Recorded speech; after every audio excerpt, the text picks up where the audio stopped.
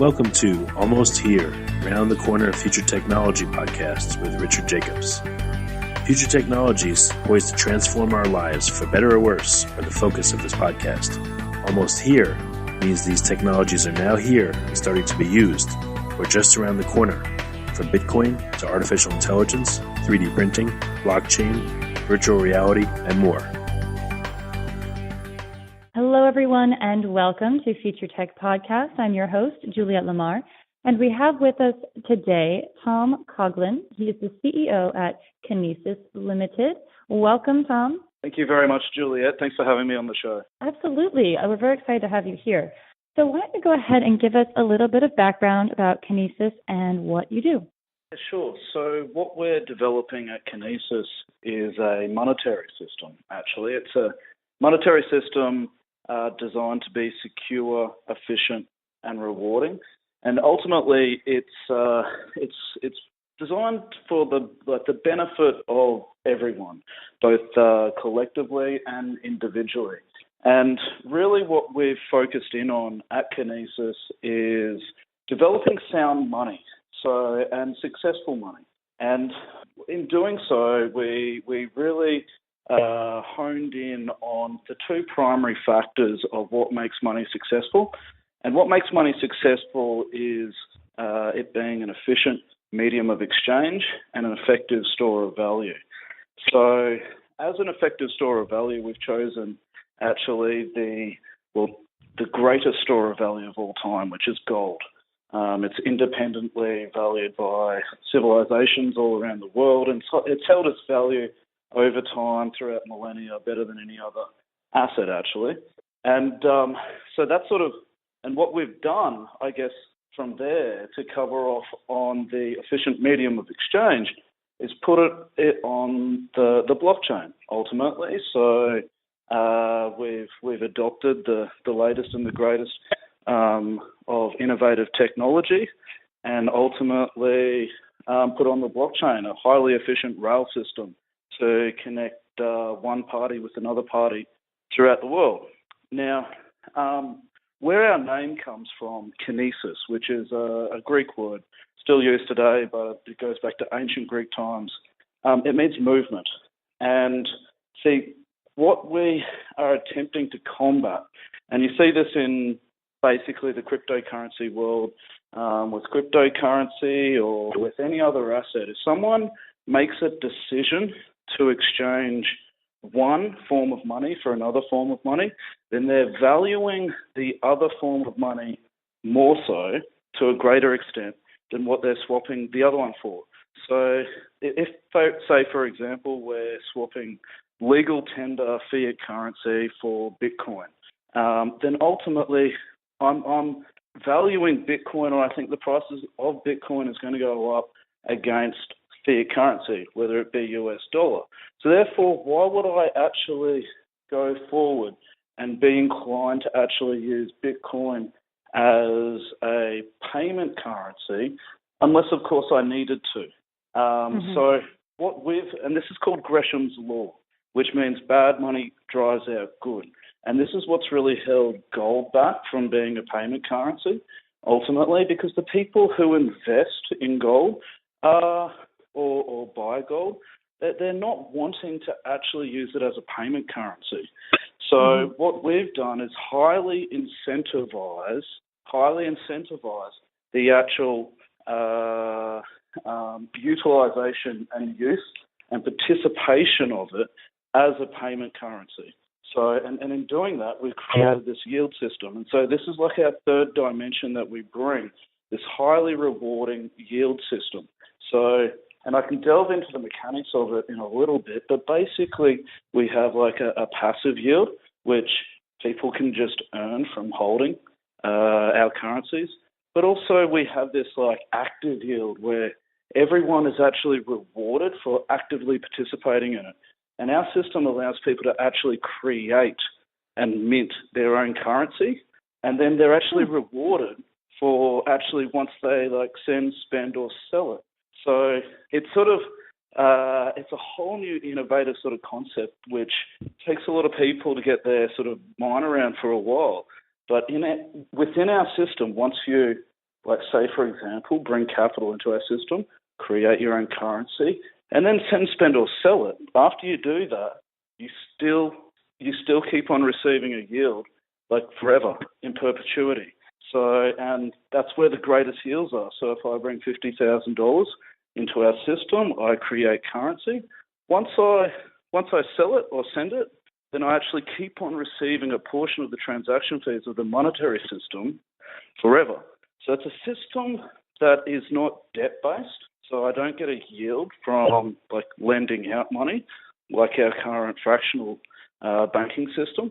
It's a system that actually shares in the rewards, shares in the economic activity and commercial activity of the entire monetary system with everyone. So we basically every time there's a transaction, there's transaction fees that are charged, and from those transaction fees, different participants in the system receive a portion of the transaction fees.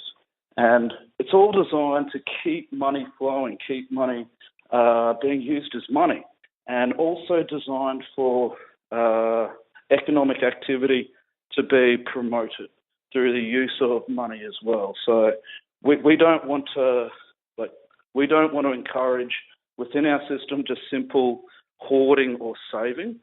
We want to encourage economic activity, and so this is why we have all our yields, and all these yields are embedded within all of our collaterals. You can visit us on our website and have a look through our website. It's kinesis.money. Yeah, so that's sort of like the 40,000 foot high level overview there. Absolutely, and so when people are creating their own token, they call it anything they want, or is it considered a Kinesis token? Well, okay, so we actually have two offers. Okay. One is we have like a token offer going at the moment. We call it Kinesis Velocity token. The reason why it's called Velocity is because, well, what makes money successful is actually money velocity, how many times it's actually changing hands and actually being used as money. And to combat basically legal tender, being like the government saying, okay, you must use this money. This is the only money that we consider to be legal tender.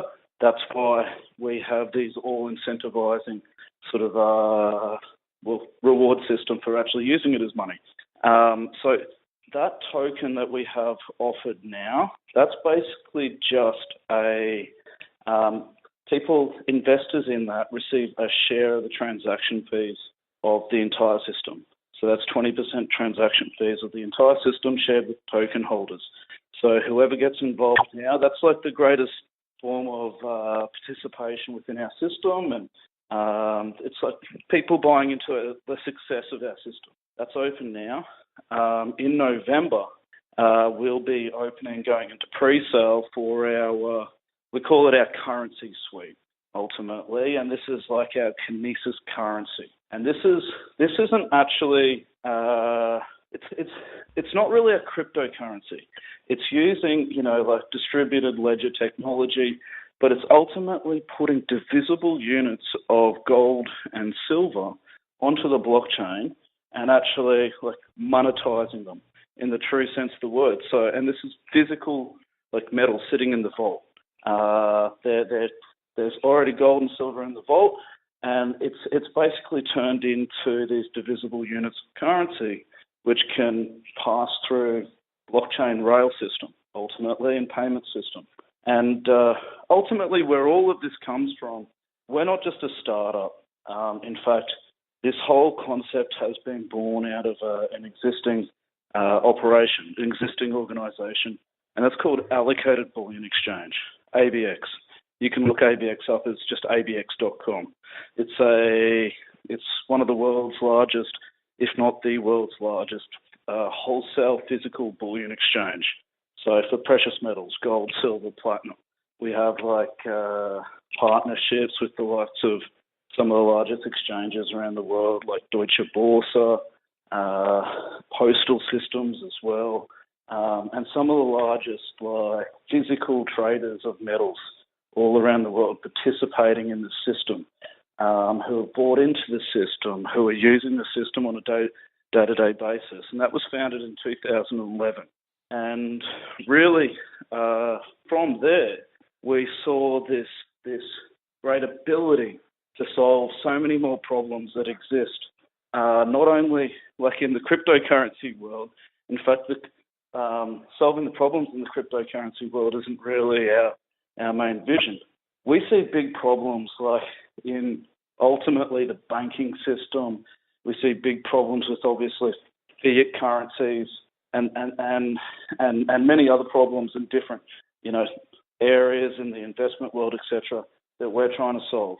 But ultimately, for money to be successful, it needs to serve commerce of the world. And I mean, if you look at the cryptocurrency market, it's played with this massive volatility. And I have my own theories on why it's volatile. Namely, it's very difficult to actually price these things.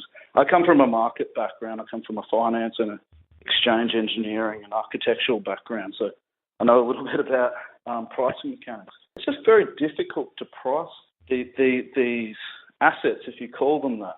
And when a business ultimately if they are to accept an asset which is difficult to price and also volatile, then perhaps they're operating on 5% profit margin. Perhaps they're operating on 2% profit margin, and they just simply cannot use a volatile currency which is not legal tender as a viable currency.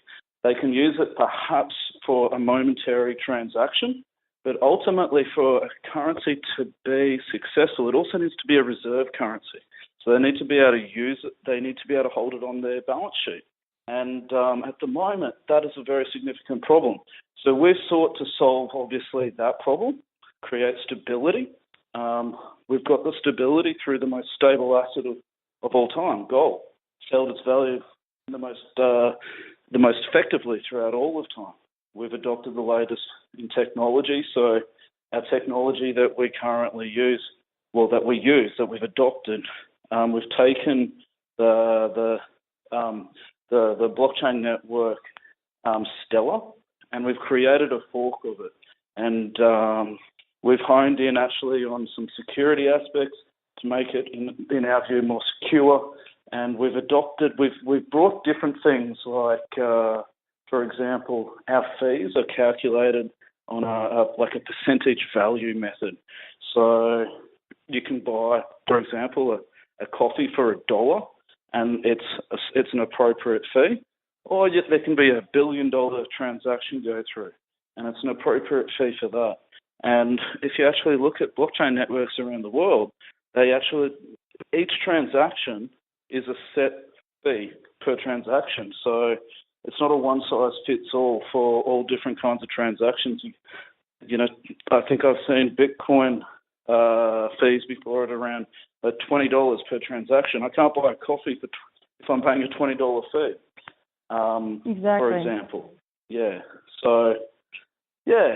No, that's sort of a little bit of an overview there of what we're doing.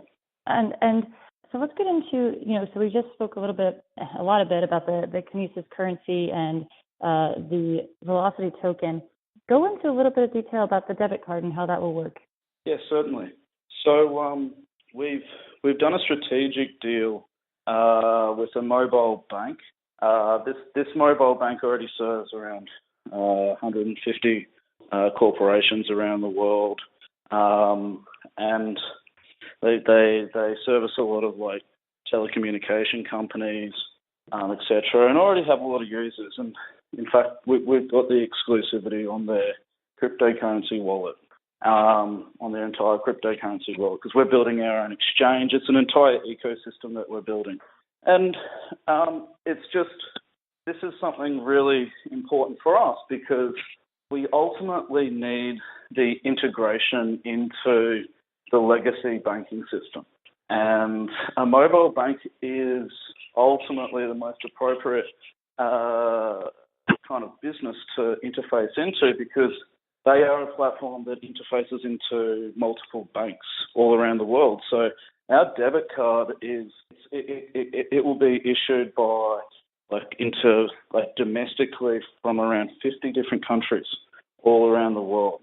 So it's not like you're just dealing with one bank that's in one jurisdiction and can issue like a debit card like locally or domestically from one jurisdiction.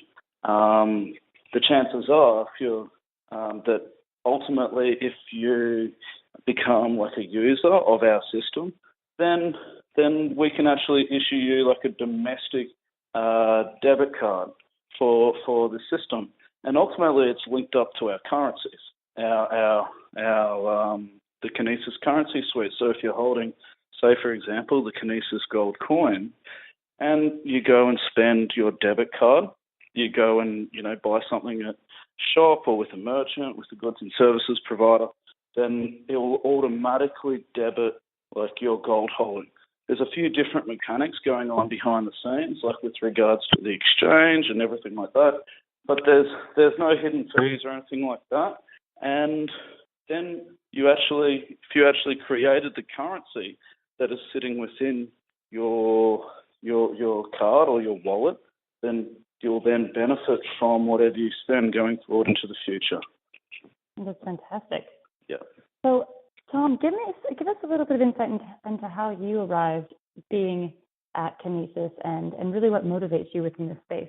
What motivates us in our space? Well, I mean, what motivates us is actually, I would say, making like a positive difference on the world, making positive change. There's, every different kind of person or commercial business that I look at, we can provide value to all around the world, whether it be like an unbanked or underbanked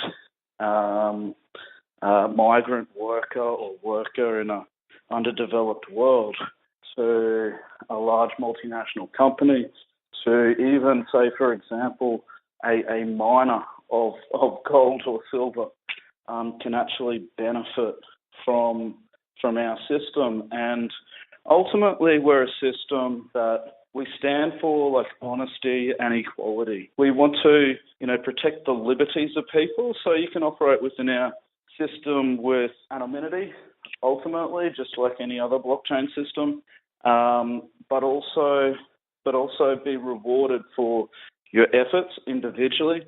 But then also, if the system is successful from a collective perspective, then everyone benefits as well. So everyone's rewarded for their efforts. It's fair. You don't have to, trust and have counterparty risk with large multinational banking corporations, which are all ultimately centrally controlled. This is a system that ultimately it can't be controlled. If you buy into the system and if you like the rules of the system, then ultimately then you can buy into it and have confidence and trust in the system. And so this is really what we stand for. We stand for empowering the average person and pulling, the power away of the hands of few parties that control, different aspects of the banking and monetary world, and disperse that power amongst the masses to allow people to take control of their money and of their banking, ultimately. Such a noble goal, and really what the future, I believe, has in store for a lot of different industries. Yeah, I think so. This is where we're going with this kind of technology. The technology's fighting back, innovation's fighting back. And so if people want to learn more about Kinesis and they want to get involved and start their own journey, what is the best way to do that? First, visit us at our website, kinesis.money. That's KINESIS.money. And just have a little bit of a peruse of our website. We've got our collaterals there, white paper, summary of the white paper. We've got this very thick document called a blueprint, which outlines, it's basically the blueprint of this entire system. And if you really get into it, it's going to blow you away. So I really encourage your listeners to to look us up and hopefully join us on our journey. Fantastic. Well, Tom, thank you for joining us here today on Future Tech Podcast and sharing your journey so far. Thank you very much, Juliet, and it's a great honor to be on your show. That is Tom Coughlin. He is the CEO at Kinesis Limited. You can find them again at kinesis.money. Thank you all so much for joining us here today on Future Tech Podcast. This has been Juliet Lamar. We'll catch you all next time. You have been listening to Almost Here, Around the Corner Future Technology Podcast with Richard Jacobs. Subscribe to this podcast, post a review to discover more future technologies that are poised to transform our lives for better or worse, such as Bitcoin, artificial intelligence, 3D printing, blockchain, virtual reality, and more.